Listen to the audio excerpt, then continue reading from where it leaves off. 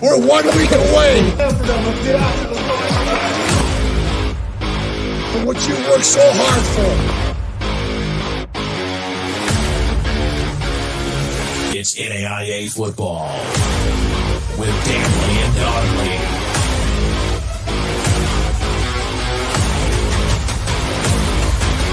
And don't you let a moment go without thinking about what's there for you to reach out and grasp.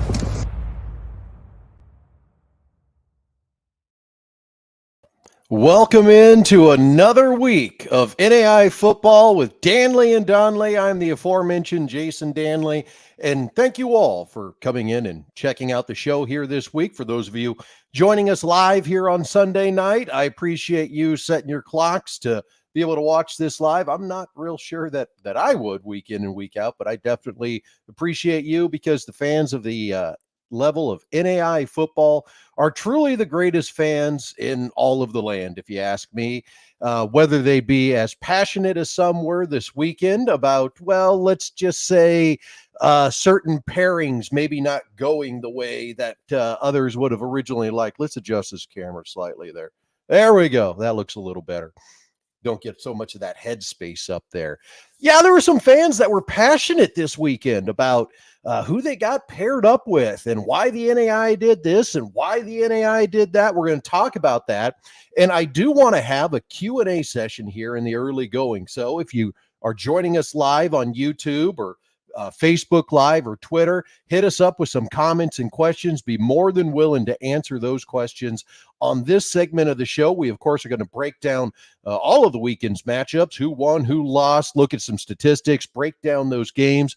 Also going to go forward and, of course, look at our matchups for the NAIA semifinals. That, of course, is extremely on the tip of everybody's tongue. Doesn't really make sense what I just said. Extremely on the tip of everybody's tongue. That doesn't make a lot of sense. Also, you may have noticed already, I have not introduced in my usual co-host, Pat Donley. Pat is traveling right now. He's going to join us a little bit later on in the show. So that's why I want to have a little Q&A. More than willing to answer any questions. If you've got them, pop them in the chat there, and I'll try to get to them as they go. But let's talk a little bit about what everybody is so passionate about right now, the NAIA Championship Series, and of course, those semifinal pairings. And, let's take a quick gander at what we've got here. Let me pull this up a little bit more full screen so everybody can see that. Oh, my head's in the way now. Okay, that's better. We got Northwestern taking on number 4 Georgetown. Great matchup. They're going to be playing this one in Orange City, Iowa. And then you got Kaiser University in West Palm Beach, Florida. They're going to be hosting College of Idaho, who knocked off number 2 Grandview. What a ball game for anybody that was, of course, checking that out and watched that game. Man, that thing was absolutely crazy. So got some questions coming in. And we'll get to them here. First of all, L. Hayes, my thoughts on the Yotes. Well, I'll tell you this. We knew College of Idaho's offense was outstanding, one of the best in the country. What Andy Peters is able to do at the quarterback position for that team, and the rest of the guys around there, John Schofield, rest of that offensive talent, very talented team. What we didn't know what their defense could do. And we really felt like, well, they're a team that's going to win shootouts. If you look at College of Idaho's games, they've all been shootouts, 49-35, 38-35, winning games with big scores. What we found out yesterday is that defense can come and they can play, and they can force turnovers. And ultimately, that's what sealed the deal yesterday for the Yotes, as they were able to knock off Grandview, a 95-yard interception return, coast to coast, as they could say, to seal that game for the Yotes. So, L. Hayes, my thoughts on the Yotes. This is a dangerous team for anybody to want to get in the NAIA semifinals. And there's been a much hullabaloo about those matchups. And there's been a lot of questions about those matchups. And Chris, I'll get to your question here in just a little bit. What's the biggest stat line from the weekend that surprised me? I'll bring that up here in just a second. But this is a good segue as we talk about College of Idaho and what they were able to accomplish this weekend into what the pairings are. Now, I, of course, was watching the end of the Northwestern game. Their broadcaster said at the end of the game, more than likely, we'll be seeing College of Idaho in Orange City. I kind of felt that way as well, but I also thought in the back of my head, there's a caveat in there. There's a little caveat as to where the Yotes could be going based upon some financial considerations, some travel considerations. So that's not a done deal. Ultimately, the pairings came out. College of Idaho going from Idaho, well, I guess on your screen it'd be Idaho over here down to Florida over here. It's going to be a chartered flight. They're obviously not driving from Caldwell, Idaho to West Palm Beach, Florida. That'd be silly. And that caused a ruckus because I think a lot of people thought College of Idaho, being the 11 seed, would go to the number 1 seed, and they would put the 4 seed down to the 3 seed. And I don't disagree with how the NAI played this out. Anybody that's been around the NAI postseason for any amount of time understands it's not bracketed, it's not seeded. Games kind of go based on financial considerations, on a whole bunch of other stuff. I actually made some notes on this here I want to get to. Since you didn't bring it up, but I brought it up. How about that? And I'll take your questions on the pairings too. If you're thinking like, why did they do this? You know, what's been the history? You got questions on the pairings, we'll take those too. Better check the old Twitter account here, see if anything has come through. Nothing quite yet on the old Twitter account, so that's okay. So some statistics for you. Somebody on Twitter said, well, correct me if I'm wrong, but, and they were, correct me if I'm wrong, but couldn't College of Idaho just bust to Orange City and Georgetown bust to Kaiser and there'd be no flights this round? Caldwell, Idaho to Orange City, Iowa, 1,325 miles. That is 19 hours driving. No, they're not going to bust that. Georgetown to Orange City is 847 miles, 12 hours and 39 minutes. Now, the big question, why couldn't they have just bust Georgetown to Kaiser and then put the 11 seed at the 1 seed? Georgetown to Kaiser, right at 1,000 miles, 992 miles. It is 14 hours, and that's just city to city. That's not from university to university. I just did Georgetown, Kentucky, West Palm Beach, Florida. That's 14 hours. Now, the NAI, people have said, well, what's the rule on travel? Isn't there a rule? I thought it was 800 miles. Isn't it 800 miles? No, there is no rule in the NAI that says once we get to X number of miles, we're flying. What it is a travel reimbursement, okay? And the NAI will reimburse for travel depending on certain levels. Now, under 400 miles, I believe it's a 55 passenger bus and some other things in there. I didn't really pay attention to that. 401 miles to 800 miles, it's 255 passenger buses, and the NAIA is able to will reimburse schools for their travel there. And then over 800 miles is when they'll start reimbursing for a charter. There's no rule in the NAIA that says once you're at X number of miles, it's a chartered flight, or once you're at X number of miles, it's a bus. Ultimately, there's always travel considerations when you start looking at the NAI postseason. And I have the FCS manual up here, and I just kind of want to bring up how they put everything together and the how they select the teams. So the final pairings and teams, they kind of go this way. Final seeding from the National Selection Committee, geographic location of teams, financial consideration, and then based on the pairings, above it might be unavoidable. Now, I believe there was financial considerations involved here. And I also know that the NAI has one charter that they consistently have available to them from week to week from STM charters. That is in the FCS manual. I'm not making that up. I don't have insider information. That is out there for the public to consume. So STM charters has a charter plane ready and rearing to go for somebody every week. Well, with College of Idaho beating Montana Western back in the second round, that meant College of Idaho was going to be on that charter last week, and they're going to be on that charter this week. Now, why didn't they send them to Orange City, Iowa?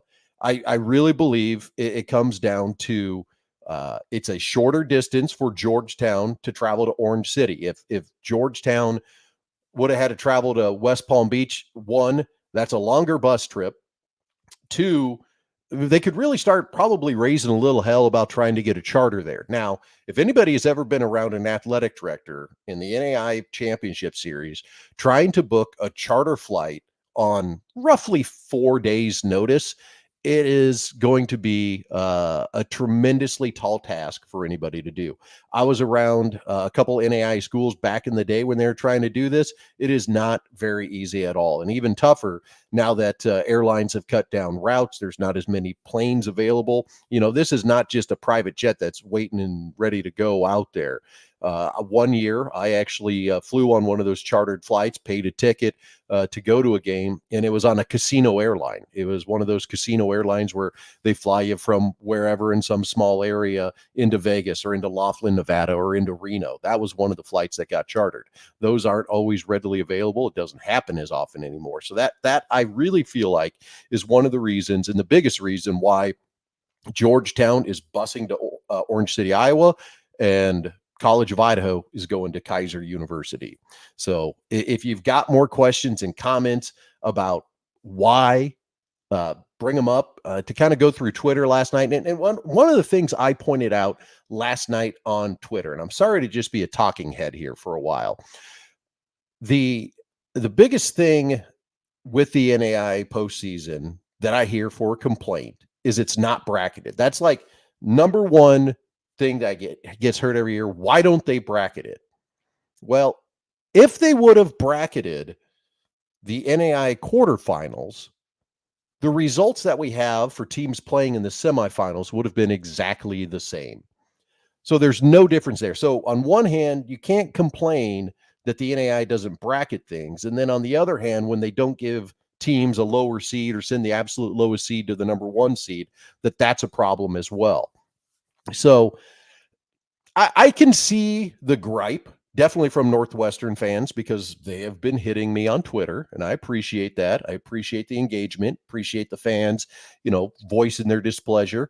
And I think it's 50-50. I think there's a large sect of fans that just says, whoever, we got to beat everybody as it is. We got to beat everybody that's on the schedule. So put us against the number two team. We don't care. There's another side that wants to scream this is unfair and the NAIA is just as corrupt as the NCAA. They're not. Okay. In order for there to be corruption, there would have to be financial gain. Where's the financial gain? The NAIA is losing money on this deal as it goes anyway. They've got to charter one flight. They got to charter two flights. They're going to lose more money. Yeah, they could save a little money by busing, but the financial gain from that, you're talking the number 4 team in the country going to the number 1 team in the country. If it was bracketed, we would have been that way anyway.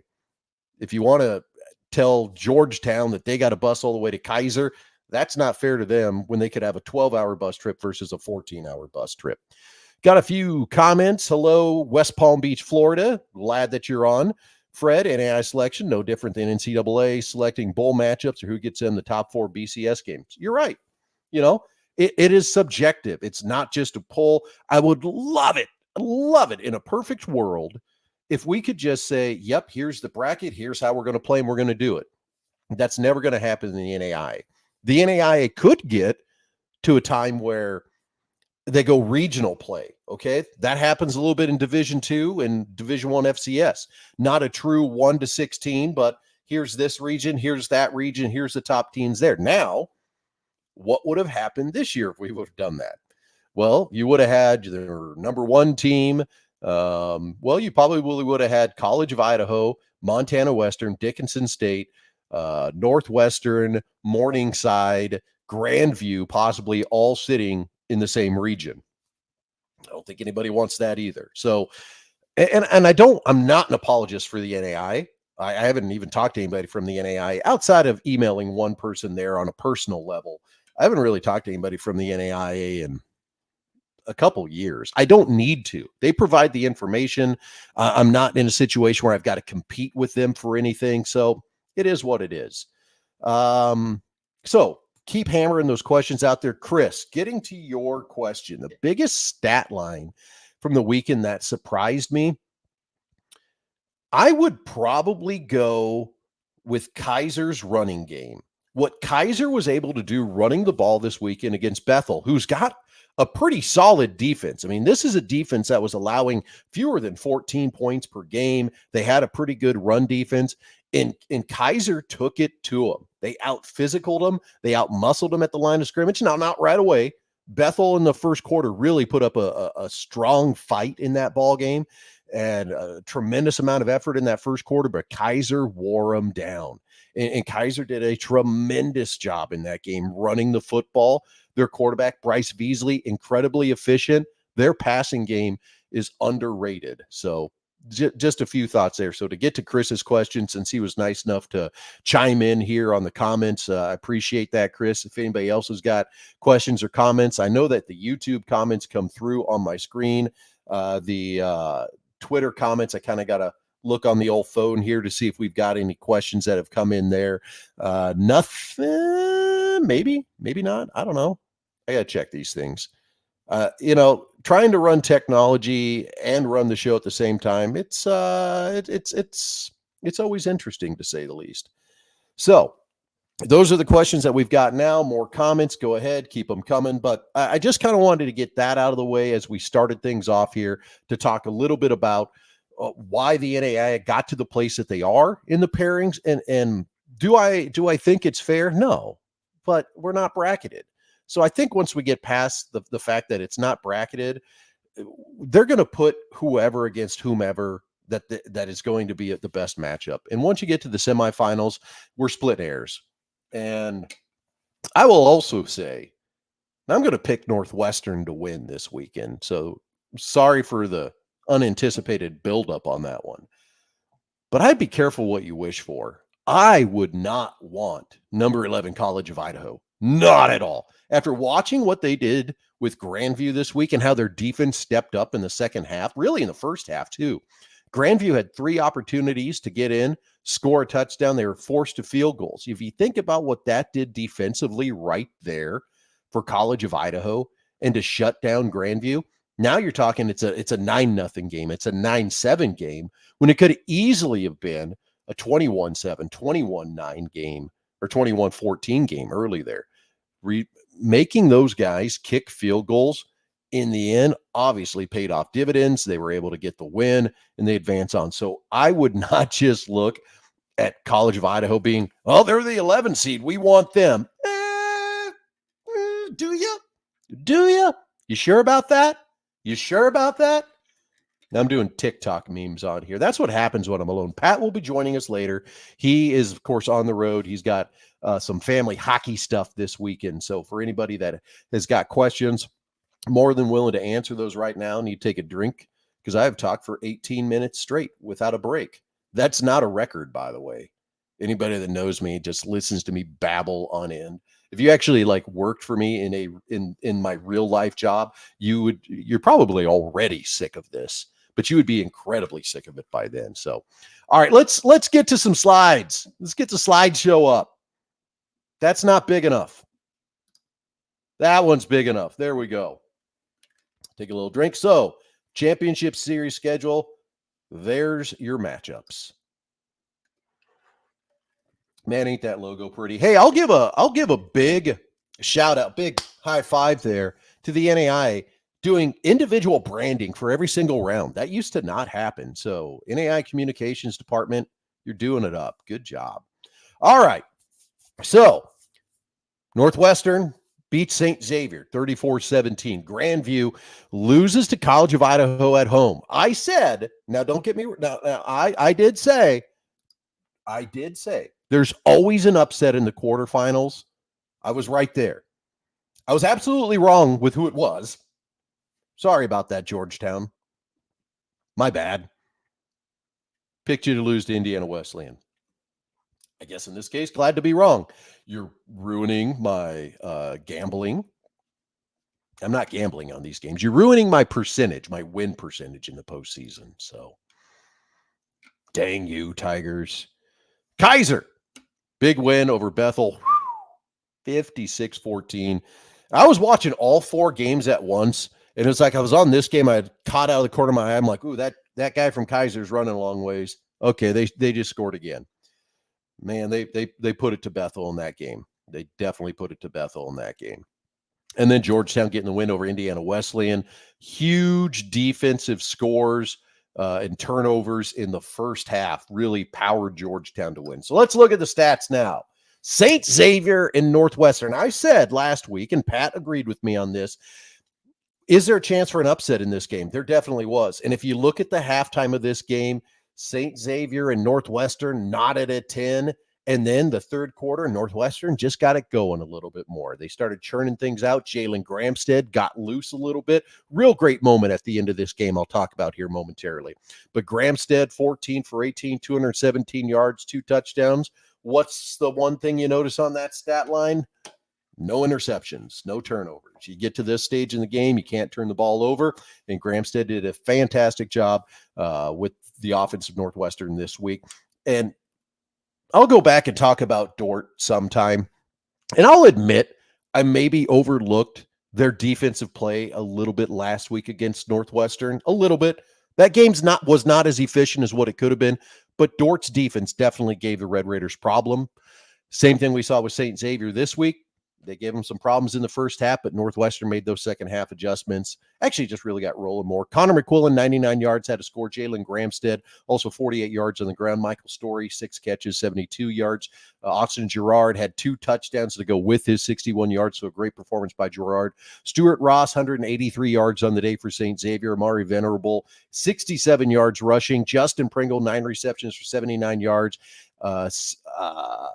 9 receptions for 79 yards and a touchdown. Where my screw up is there, that's a typo right there. My bad. Justin Pringle had himself an 80-yard touchdown return in this game. Let me pull up the stats here. I got more stats in front of me. I just got to find them quick.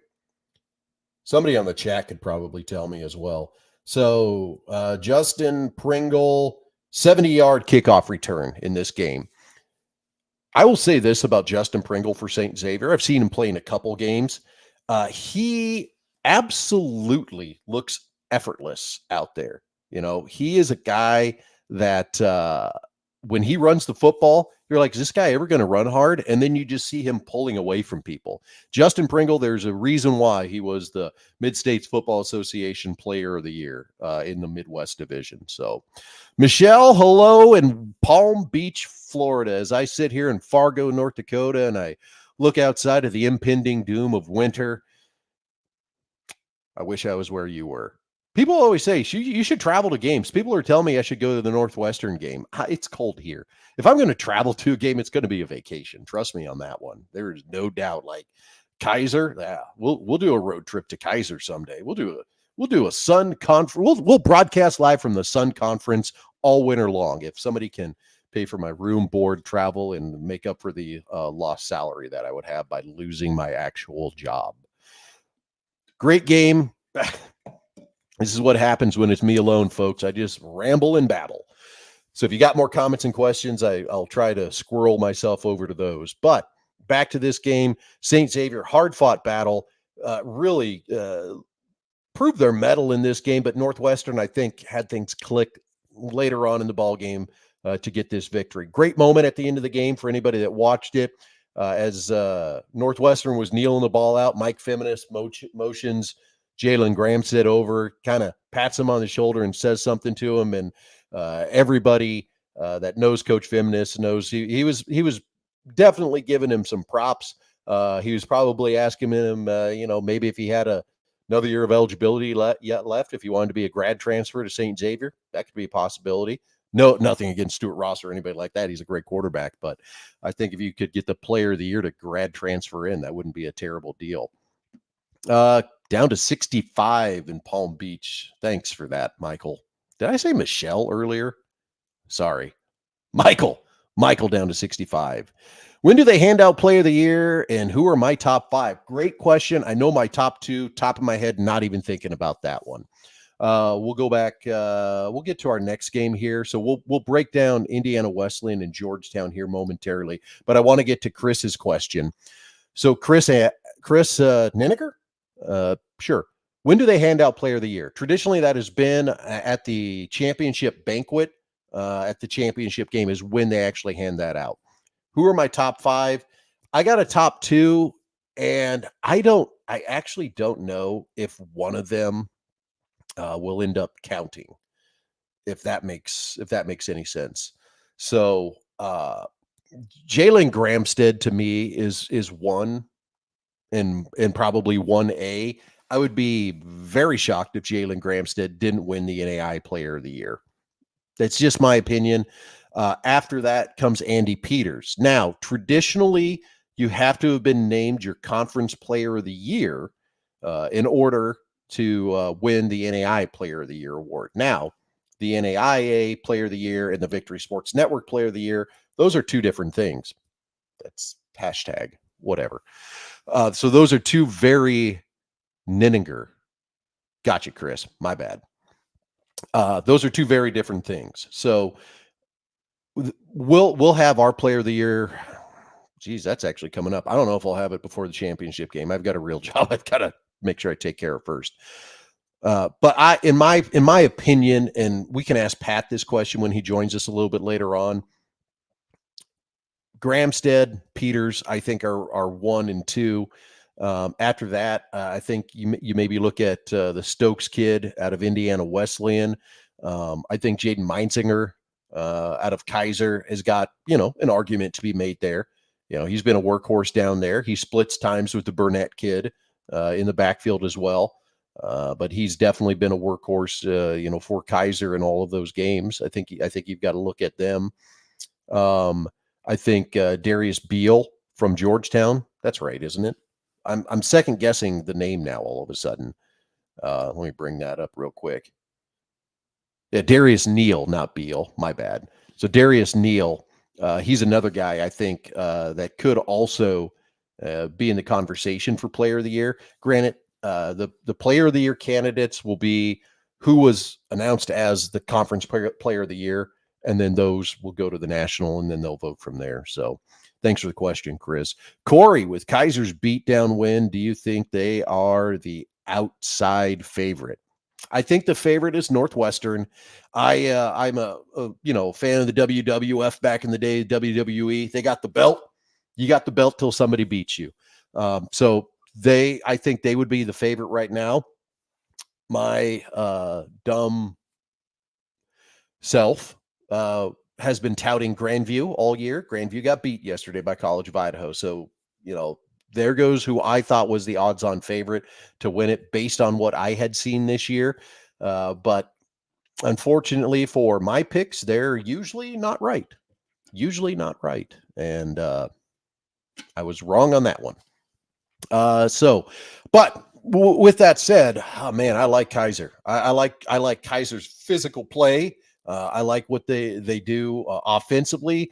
They run the ball. They're a physical ball club. And they just look good. I like the way they look. The big advantage for them, I think, one, they don't have to be road weary going into a championship game. They'll have been at home for all of the NAI postseason. And if they win this week against College of Idaho, they just travel to Raleigh after that. So between them and Northwestern, they're the only ones that'll have that advantage over everyone else. So, all right, let's get back to the matchups. Keep hammering in with your questions here, and I'll answer them as they come. So Indiana Wesleyan and Georgetown. This was a ball game, knotted up, very much a defensive battle in that first quarter. Was watching this one with kind of a hawk's eye because this was the one that I had kind of picked to be an upset this week. And I'll tell you what, Georgetown's defense came to play. Georgetown's defense forced 3 turnovers. They had 4 total sacks. You see Davian Starks there. He had a 43-yard and a 33-yard interception return for a touchdown. So that's 2 defensive scores right there. 14 of the 31 points directly off of what the defense did. That's not even to say what they did off of a couple turnovers that they were able to force as well. Darius Neal, workhorse in this ball game, 30 carries for 132 yards. Gehring Sleneker, efficient day, 15 for 22, 126 yards, a touchdown. But those 2 interceptions nearly came back to bite him as Indiana Wesleyan kind of mounted a late comeback in this one. They just kind of ran out of time in this one, and those turnovers early on definitely hurt them. Xander Stokes, 21 of 35, as you can see, 240 yards, had those 2 interceptions. D'Adarian Williams, 12 carries, 51 yards. He just really didn't come back to form late in the season after some injuries. Plus, you have to credit Georgetown's defense. Georgetown defense did a great job shutting down the run. The Tidwell kid for Indiana Wesleyan had himself 63 yards. He had a whale of a season. He'll probably be an All-American this year. Isaac Smith coming back in this ball game. He played early in the year. He was out for a couple games, came back, 9 receptions, 111 yards. You look at their defense there, and again, Indiana Wesleyan only gave up 283 yards in this ball game, but 31 points on the board. That's awfully tough to come back from when you give up 14 points directly off of defensive turnovers in that game. Michael, you're right. Northwestern should be the favorite team. They haven't lost a game in 2 years. Absolutely. And this is where I always used to get in trouble back in the day, when I would be picking games. And really in the early, from 2004 to 2010, people got bored with some of my postseason picks, but it's kind of the same thing this year. Northwestern has ran the table. They won the championship last year. They ran the table, and they're on their way to a championship this year. You can't go against the Red Raiders. They're the best team in the NAIA for a reason. They've been number 1 in the NAIA for the entire year for a reason. So they're definitely the favorite. Corey, just comment on your wrong picks. No worries. We're all expert prognosticators until eventually wrong. Keep doing you, brother. It's fun. Thanks, Corey. You're the man. Appreciate it. And this is why I do this, because I think we watch, you probably watch the college football playoff selection today. If you're watching this show and you're a fan of college football, and you watch it and you want to hear what people are going to say and why it's picked this and why they picked that. And that's why I started doing this years ago for the NAI, because there was no passion behind the games. Like, people would say, well, yeah, we're going to beat them. But if all of a sudden some guy with a website that was just typing behind a computer and I don't think Northwestern's going to win this week. Oh man, we got bulletin board material now. We got people yelling and screaming. We got coaches cutting the pick out, putting it up in the locker room and saying they don't think you're good enough to win that game. All because I decided to just type out a comment. People think I hate teams. I don't hate teams. I love the NAI. I love every team. I want to have every coach on this show at some point. Not right now if you're 0-11. Sorry, we got bigger fish to fry right now. All-American selections, when will those be announced? Should be in the next week. So the AFCA NAI All-American teams, what is today? So today's the 3rd. So it'll probably, the All-American selections from the AFCA will start trickling out late this week, early next week. And that's when we'll start seeing them, because I have to watch those. I select the Remington Trophy, which is for the best center in small college football. So I don't just select the NAI winner. I select the FCS, Division II, Division III, and NAI winners. So I start watching those All-American and all-conference teams this time of year and talk to all the coaches to try to get, the best gauge at who the top centers are in small college football. And so that's how I know the AFCA, like Division I, FCS, Division II, Division III, those typically start coming out Thursday, Friday, and the next Monday, Tuesday, Wednesday. So the NAI All-American team will be announced then. As for the Victory Sports Network, we will have our own All-American team this year. I want to make sure I do it right, give it time. I've got, obviously, this show going on. I've got real-life work things going on. So it's probably going to be closer to Christmas when the Victory Sports Network All-American teams will be announced. So thanks for the question on that one, Fred. Looking like a rematch from last year. I would love to see that. I mean, and that's taking nothing away from College of Idaho and Georgetown. But now that Kaiser's had a chance to, get their feet under him here a little bit, maybe get that national eye on him a little bit more, I think seeing a rematch of last year's championship game, I'd enjoy that. I look at all 4 games and I would enjoy them. Georgetown versus College of Idaho, man, that'd be a game. Georgetown versus Kaiser, that'd be a game. Northwestern versus College of Idaho, put the 2 best quarterbacks in the NAI up against one another. Heck yeah, let's do it. Let's do it. Kaiser doesn't want to hear that. They'll be that's not bulletin board material, people. That's not bulletin board material. Okay. Only, Michael, you're right. Kaiser's only lost one NAIA game in 2 years. You're absolutely correct on that one. And that was the national championship game last year. All right, let's get back to breaking down these games. So we talked about Indiana Wesleyan and Georgetown. So what that does is that gives us the matchup of the first round this week of your Northwestern Red Raiders versus Georgetown College. I've got a little more personality coming out tonight because I feel like I have to carry the weight of entertaining everybody until Pat's able to jump on with us. So for those of you going, this guy's a weirdo, we're just getting started. I hate these things. They go shut, and I just spilled on myself. This thing's falling off the rails. All right, so there's the tail of the tape between these two teams, Northwestern and Georgetown. One loss for Georgetown this year, earlier to Reinhardt. They've ran the table since then. Offensive scoring, defensive scoring, very comparable. You can look at the total offense, though, and the Red Raiders obviously putting up more yards than what Georgetown does. Go down to the defensive side, though. The defense for Georgetown, a little bit more stout. These two teams, despite the fact they are storied NAIA football teams. You start talking blue bloods in the NAIA, you say Northwestern, you say Georgetown. How many times have they played one another? Zero. Absolutely zero. So I'm excited for this game. I'm excited to see the Tigers come to the Midwest, come to the great land of corn and beans and sort of rolling hills and plains and cold, and it may be snowing on Saturday. So that'll be fun. We're looking forward to it. This will be a great matchup. I've already let the cat out of the bag that I'm going to pick Northwestern to win this, but I'll tell you why Georgetown would win this game. Georgetown will win this game because their defense forces turnovers. In big games, Georgetown's defense gets interceptions. They run them back for touchdowns. They force fumbles. They run them in for touchdowns. Okay, that is why Georgetown will win this game if they get the opportunity. I wouldn't be surprised. I think Northwestern is a solid football team, and if they're ready to play Saturday, this is their game to lose. But if the Tigers can force some turnovers, they'll get that opportunity.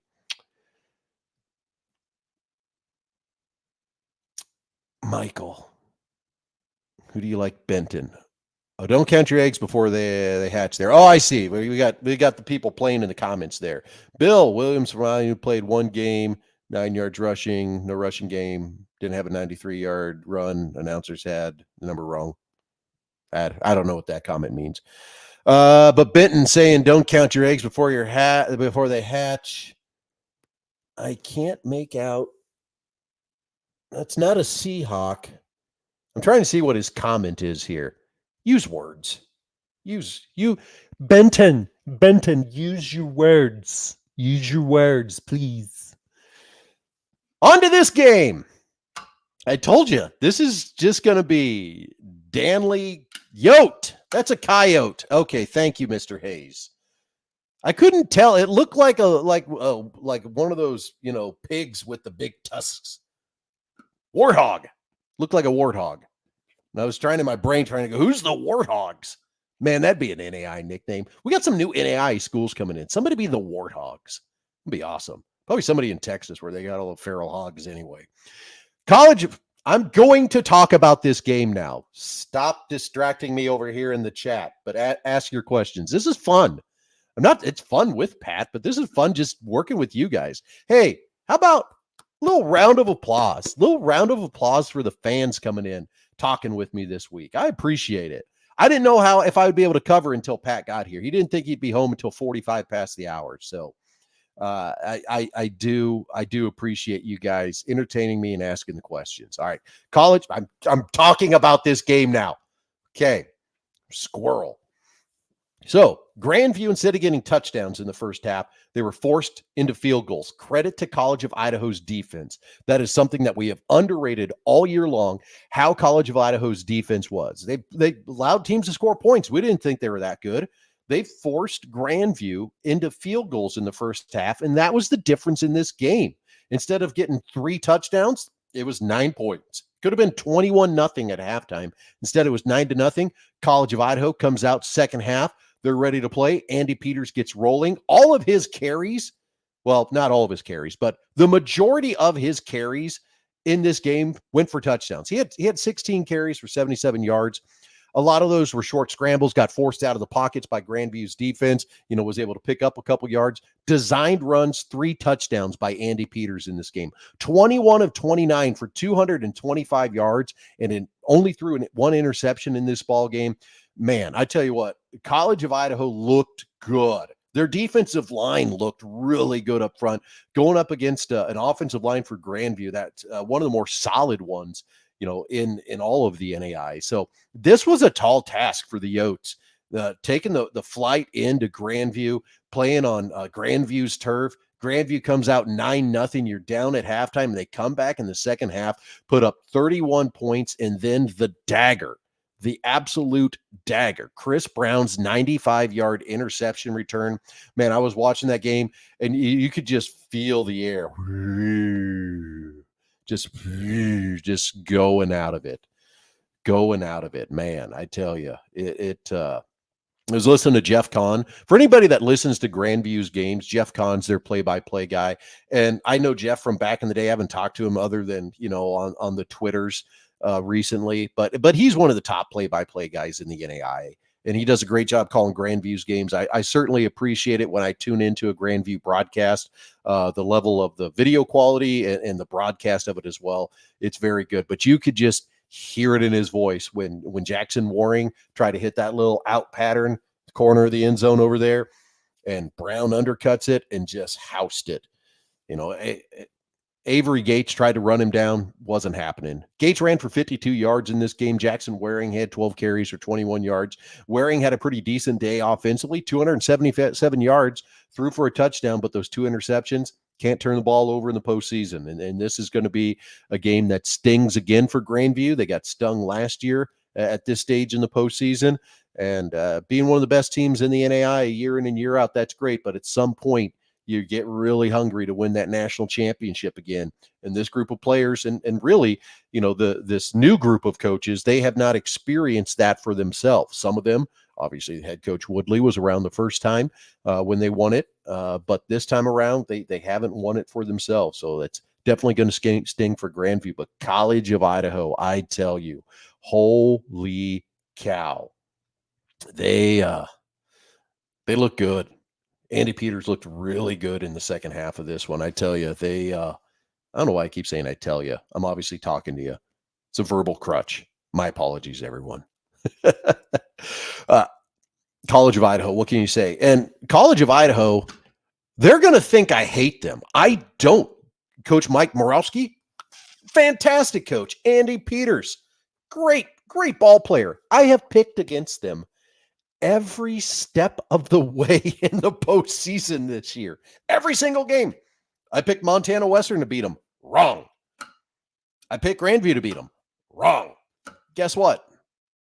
I'm going to pick Kaiser to beat them. We'll see what happens next Saturday. That's all I got in this game. Let's move on. Bethel and Kaiser. Got any questions here on the old Twitterverse? Nah, nothing on Twitter. That's fine. I hate Twitter. It is one of those, like, you have to do it. You have to be on Twitter to spread the word. But just the trolls out there, ugh, don't even get me started. But hey, if you're listening on Twitter right now, I appreciate you. Ooh, I got a question coming in. Oh, Corey, you're gonna kill me. Should I do Corey's question? Let me do Bethel Kaiser, then I'm going to get to Corey's question over here. It's a little bit of a thing I'm going to read. I appreciate you, Corey. All right, so Bethel. This game did not get off to a tremendously quick start. There's a couple injuries, some stoppage in play early on. It was really kind of one of those, clunky games as it got going. It was kind of clunking along there a little bit. And then all of a sudden, Kaiser got going offensively. Jaden Meisinger, 22 carries, 126 yards, 2 scores. Andrew Burnett, 24 carries, 134 yards, 3 touchdowns. I mean, he's technically the number 2 back. Those guys trade time. You just look at what their running game was able to do, and Kaiser just really controlled this game. Bryce Beasley, he was 10 of 23 passing for 135 yards, maybe not quite as efficient as you would want him to be in this game, but offensively, Kaiser looked really good in this game running the football, and their their defense really held down a strong Bethel, Tennessee football team. I mean, this was a squad that had been scoring 42, 43 points per game. They only came away with 14 here, and Joaquin Collazo, 257 yards, 2 touchdowns, but those 2 interceptions. I forget the name. I got to look up the name here because I gotta get it right before I go on here. I got to find my Kaiser stats here. Looking. Wendell Phil Lord. I forgot it. My apologies. Wendell Phil Lord had himself a ball game defensively, and he also returning the ball, punts, kicks. He had himself a 65-yard fumble recovery in this game.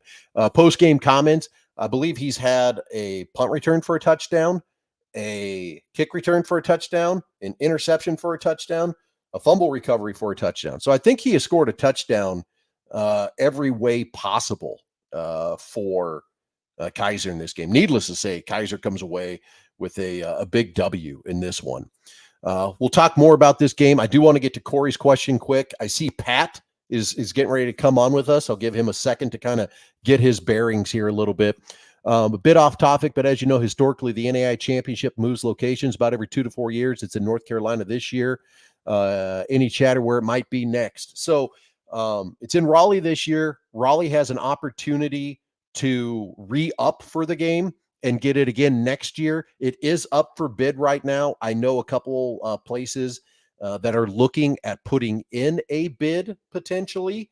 I don't want to let the cat out of the bag too much there, but I know I know that there's some places that are wanting to try to get it maybe off the coast, as we've seen it the last couple of years in Florida and in Raleigh and in Louisiana and in Rome, Georgia, and maybe try to shift it back towards the Midwest. Now, I know everybody says weather, but I know that there are potential for some dome sites there as well. Phil Lord having himself a year, nothing but respect for how Grandview sportsmanship came through at the end of this game. Every one of their players had infiltrated COI's huddle at the end of the game to give credit to the Yotes. Well, that tells you a little bit about Woodley and his squad there. You know, that's awesome. Thanks for that comment, Rod. And Bill listening from out in Montana. I know that. Played intramural ball for Indiana Wesleyan and Marion way back in the day. Hey, we got Pat Donley. Pat Donley has joined us here. So we'll get back to this Bethel Kaiser game here in a little bit, but let's get my friend. Man, you look crystal clear tonight there, buddy. You know, I'm on the iPhone. The iPhone camera. Yeah. I mean, this was worth the 45-minute wait to bring you in and have you. It was the one-man show. I'm interrupting the one-man show. I feel like I'm driving a wedge in the one-man show tonight. It was fantastic. So I got to listen a little bit on the way in and kind of heard all the stuff going on. And did anything go on this weekend? Was it, some stuff going on or status quo? Some ball games. Busy weekend. Huh? Holy cow! Trying to watch 4 games at once. I know you were trying to watch some of the games while you were traveling for your son's hockey and traveling with the family. And so I've kind of gotten through most of the games. I've got to get back to the Kaiser Bethel game. So we've got to talk a little bit more about that here, but I know Michael, the iPhone makes you look thinner. Hey, thanks, buddy. Appreciate it. You do look tremendously good, man. Thank you. I need to do this more often. I'm holding this thing, this up, to my face as opposed to be on the computer, and I'm sitting against my basement wall as well because my kids are getting ready for bed, and it's chaos upstairs, of course. So I'm avoiding it, and here we are. Yeah.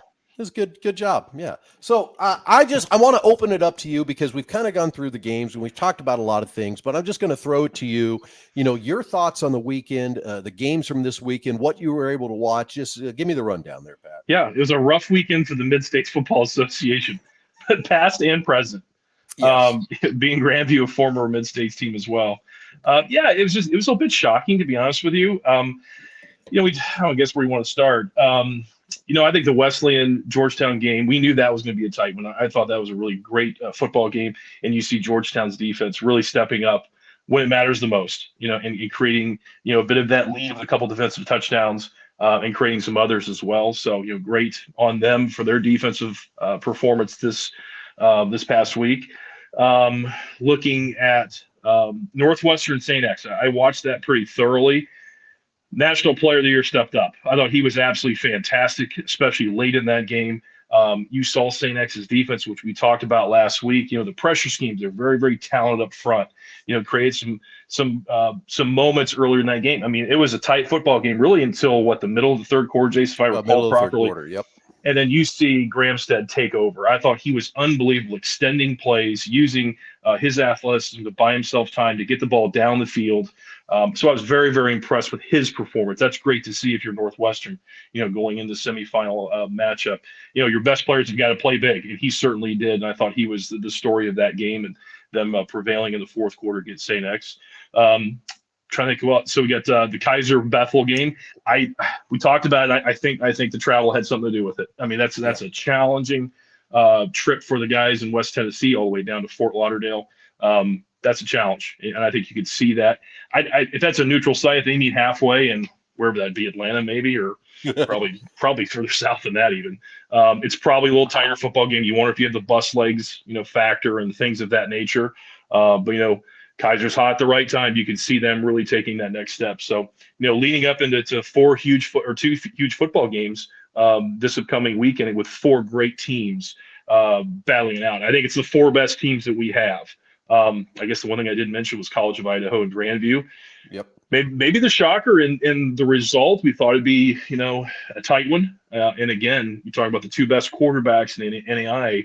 Andy Peters did it again. So, we thought that'd be an interesting matchup with, the Grandview defense, the highly touted defense, and the great player that Andy Peters is in that offense of College of Idaho, and them prevailing. So just really great football games, great matchups really all weekend.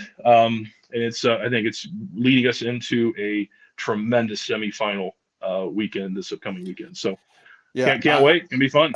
I love it. There was some scuttlebutt, and I just want your opinion on it. There's a little scuttlebutt. College of Idaho, the 11 seed going to the 3 seed, as opposed to the 11 seed going to the 1 seed. I'm of the feeling you got to play everybody. I understand why the NAIA did it. I don't mind. I don't think there's anything wrong with the matchup. Some people are kind of beating their fist on their Twitter pages right now.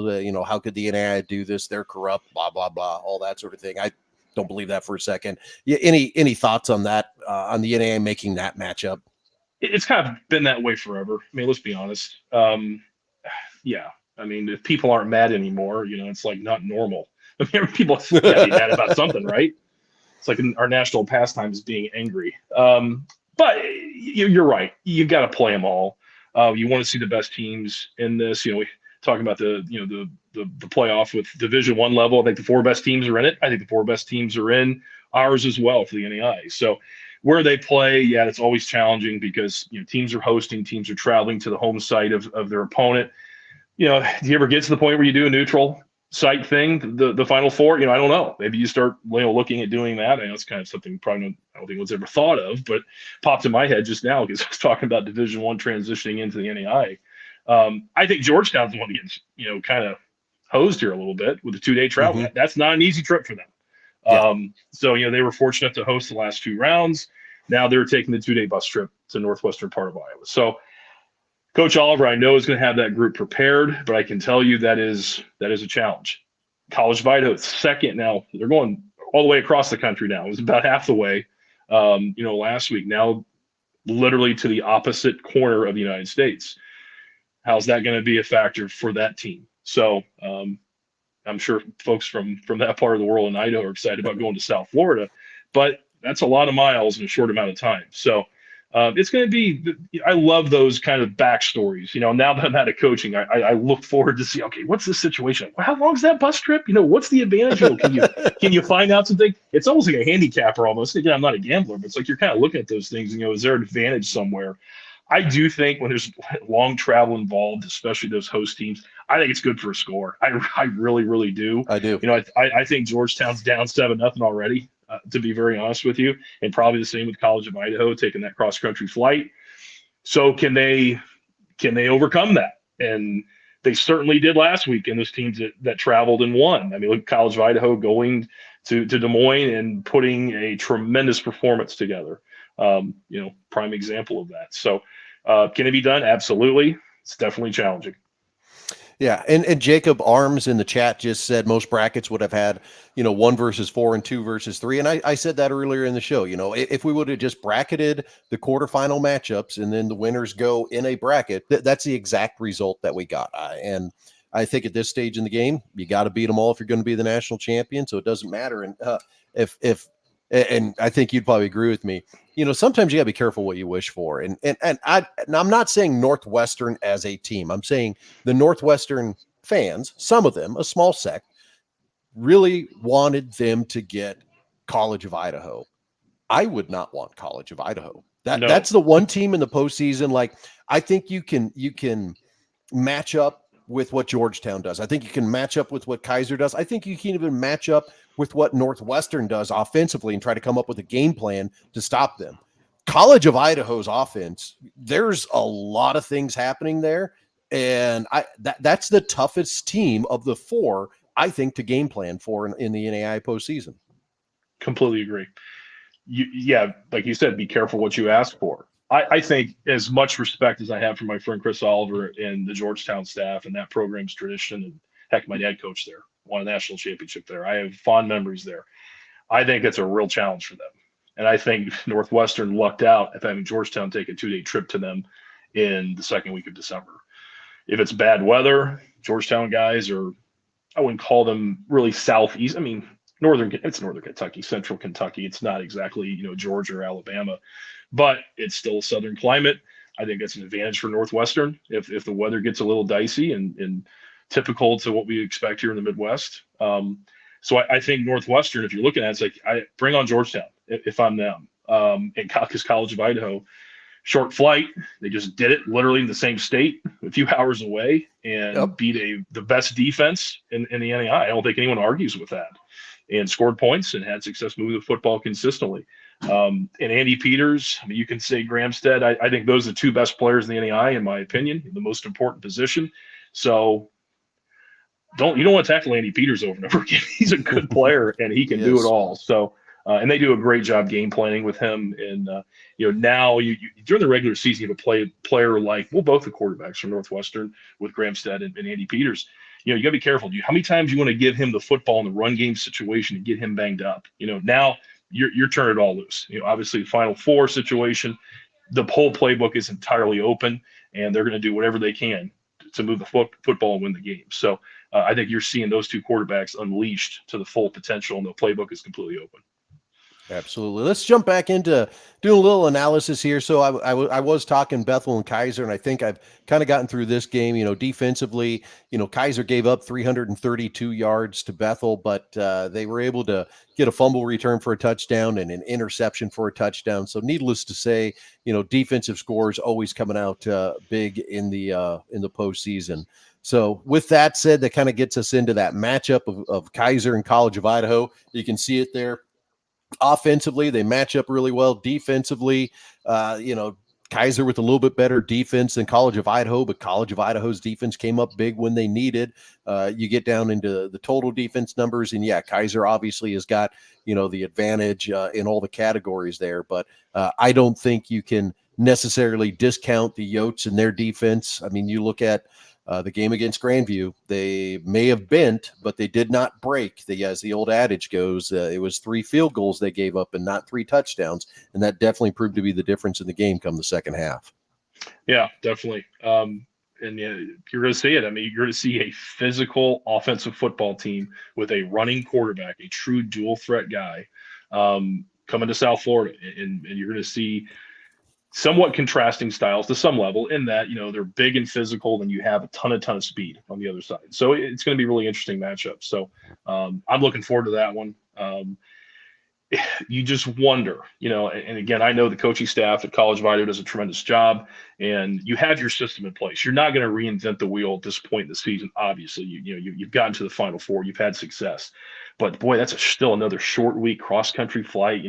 Looking at your game plan, you got to dot I's and cross T's here really quick, because again, it's going to be a challenge. I'm assuming they'd leave Friday morning. So they want to make sure they're jumping on this game plan right away. I can tell you these coaches are burning the midnight oil the next at least full 2 days in preparation for these trips. Georgetown's probably going to be leaving on a Thursday. So those are the things I think about as a former coach, looking at how these matchups are going to take place, and, maybe the advantages for the home team once again. Michael in the chat pointing out that Wendell Phillord has 6 touchdowns this season. He has not played it down on offense. There's wide receivers that would love to have 6 touchdowns in a season. So that kind of gets us through our matchups and everything. There you see it. Those are my picks for this week. I'm going to pick Northwestern over Georgetown. I think it's going to be a close one. I'm going to call it 24-17. Wouldn't be surprised on a 31-17 ball game, 31-14. I've kind of got it around that area. I think I've got Kaiser winning this one in a game that their ground game is going to pound on College of Idaho and take more of that clock away than maybe what we saw against Grandview in the last week. But I think College of Idaho is still going to score points. I'm thinking 35-28 is the lowest scoring this game will be. I could easily see this being 49-42, 49-45, some high scoring football game between these two. But needless to say, Pat, I'm definitely looking forward to the championship coming up here in a few weeks, and one of the or two of these 4 teams from the semifinals, ultimately coming away with that opportunity to play in a national championship game. Any thoughts on on those matchups now? No, don't disagree at all. The home team definitely has the advantage. Like I mentioned, I think it's good for a good score. 7 points, I would say at least. So you're looking at the rematch. So what you're thinking, for the national championship. So that's interesting. So while we play them, like we talk about every week, anything can happen. We saw some a couple or I guess one upset this week. So anything can happen, certainly. I can tell you these 4 coaching staffs are, like I said, are going to be working their tails off here, putting together a great game plan and preparing for long travel, 2 of them. So huge advantage for those home teams. Pat, I tell you, man, I'm glad you're able to make it in. And, I got through all the dirty work without you. Now we can actually just catch up. So here's the thing. And if you've got any more questions for us, hit us up in the chat. But we've gone through all the slides. We've done through all that. So now Pat and I just kind of freestyle a little bit. Did you have any thoughts or questions as you were listening to the show earlier? And as I was going that you wanted to, throw at me as we're wrapping things up here? No, I loved the one-man show. I really enjoyed it on the way in. I turned you on. I think I hit about Defiance, Ohio, the new Defiance Yellow Jackets coming in the NAIA this year. So I think it's when the show started about 7 p.m. Eastern time. So got to turn on the show there and watched it all the way here to Fort Wayne. So I think you can hit the nail on the head. I think it's a great job by you. Again, you're an old pro. No big deal for you, right?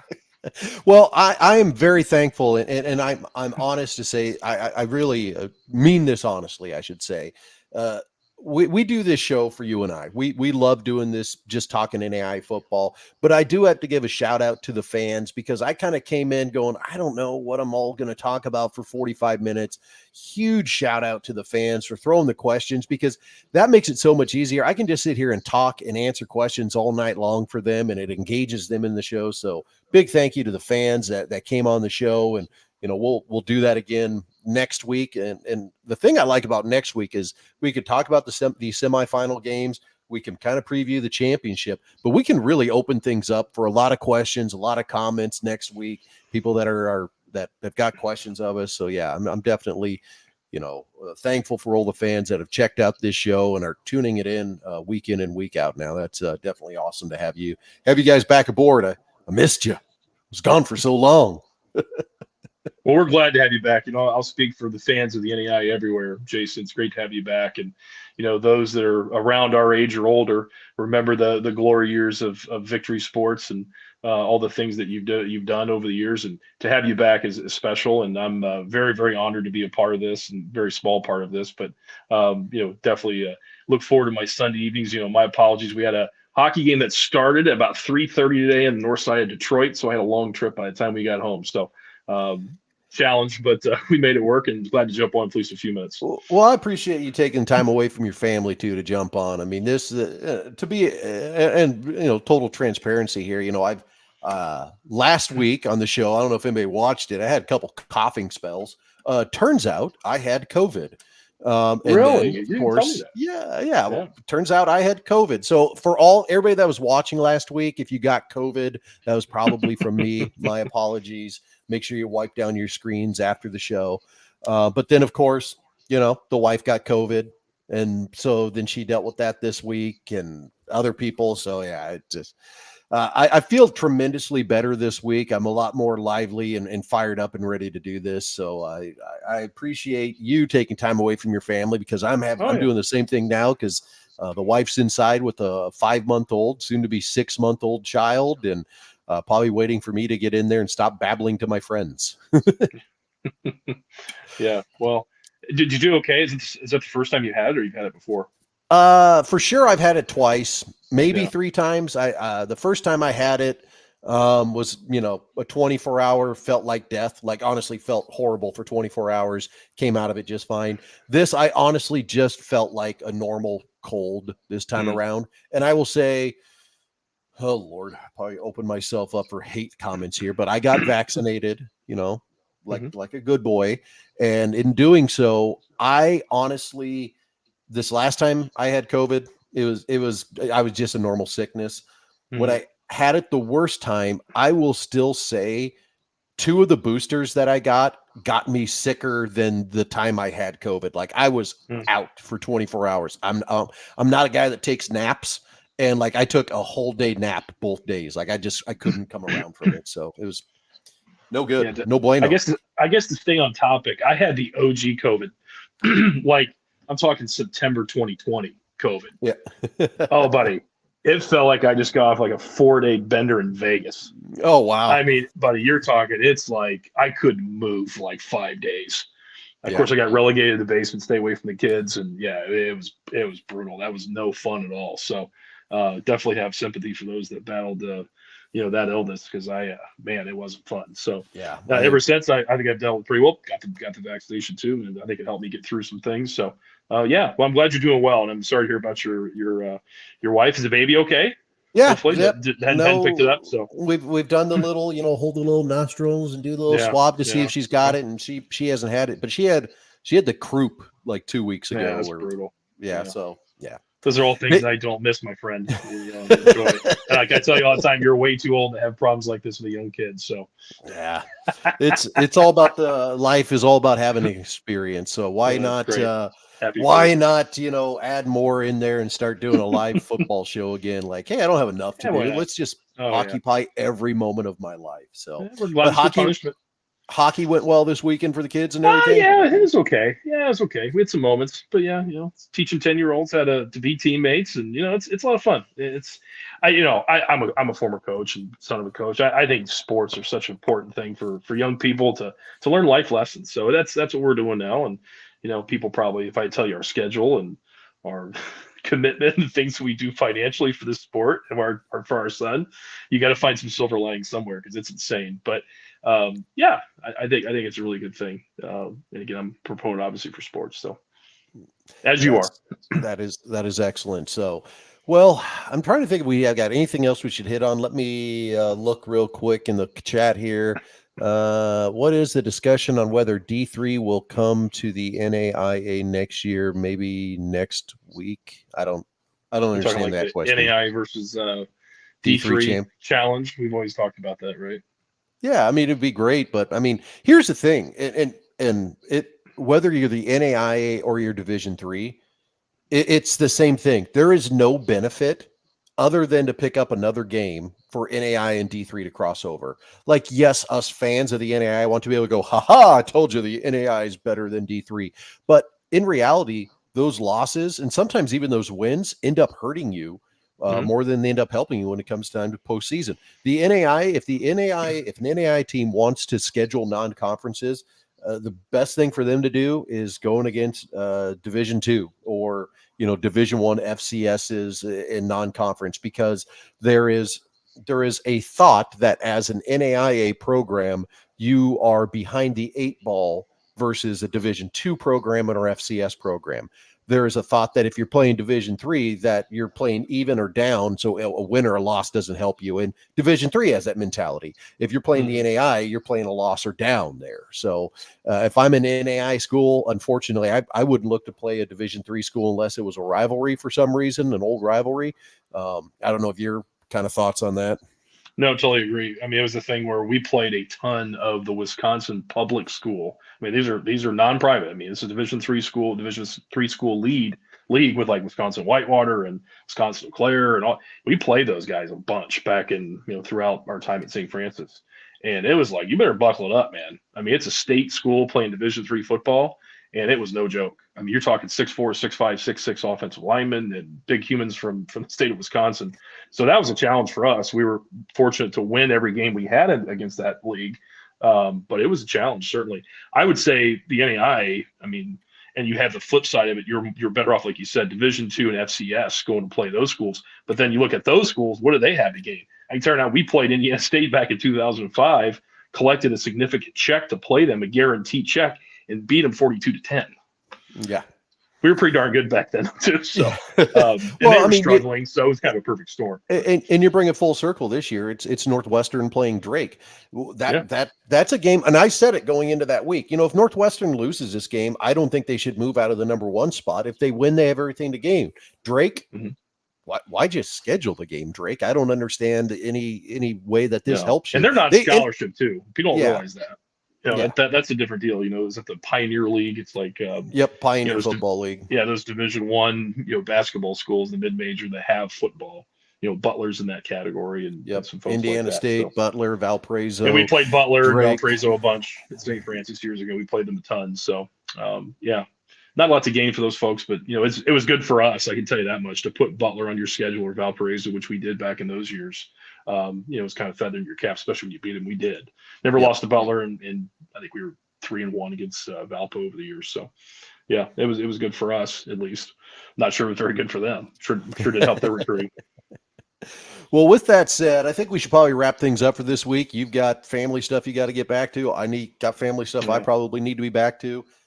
People have listened to me babble nonstop for an hour and 10 minutes now, so I think it's probably time to call it quits. Well, I'm glad I could entertain. I'm sure your family that you're traveling with are probably just like rolling their eyes going, my God, Dad, why are we listening to this? Earbuds. Yeah. Oh, yeah. There you go. And the kids got the movies. I mean, come on, they're 10 and 8. Yeah, they don't. Yeah, they're out in a different world anyway, watching, Disney movies or something. So your wife's just in the passenger seat scrolling TikTok, or was she driving?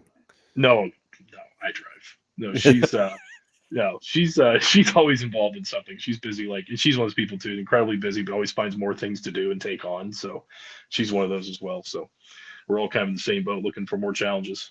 There you go. Well, hey, Pat, I appreciate you coming on. Hey, Absolutely. everybody, Thank next week we will be doing this again, 6 o'clock Central, 7 o'clock Eastern. We'll be breaking down the semifinals, looking forward to the championship game. So for Pat Donley, I'm Jason Dannelly. This has been NAIA Football with Dannelly and Donley from the Victory Sports Network. We'll see you next week, everybody. Bye-bye.